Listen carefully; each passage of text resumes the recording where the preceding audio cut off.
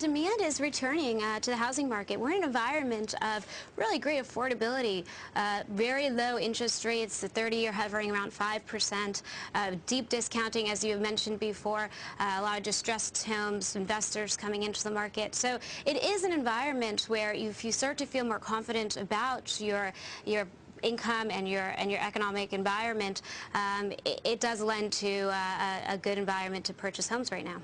Hey, Michelle, it's Adam. Let me jump in here. Two statistics that kind of scare me a little bit. I'm hoping you can help me whistle past the graveyard, and that is delinquencies up at 9.64%. In other words, almost 1 in 10 mortgages delinquent, and of course, inventory of homes right now twice what it was back in '01. I mean, those two together are a little scary. What do you make of that?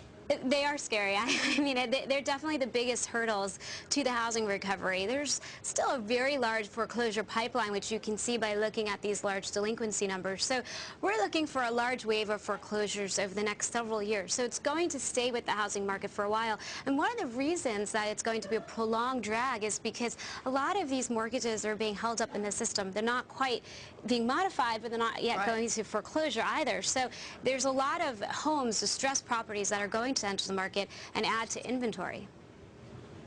Michelle, I want to jump in here. We got some spending numbers this morning, a little bit lighter than expected, but we still did see a growth. Do you see the consumer spending coming back in 2010? Certainly. I think we've already seen evidence of that. It's slow to begin. Consumers largely cut back spending during the recession, during that shock period, and now they're slowly starting to return. They're doing so in a kind of conservative manner in that you're still looking for discounting out there.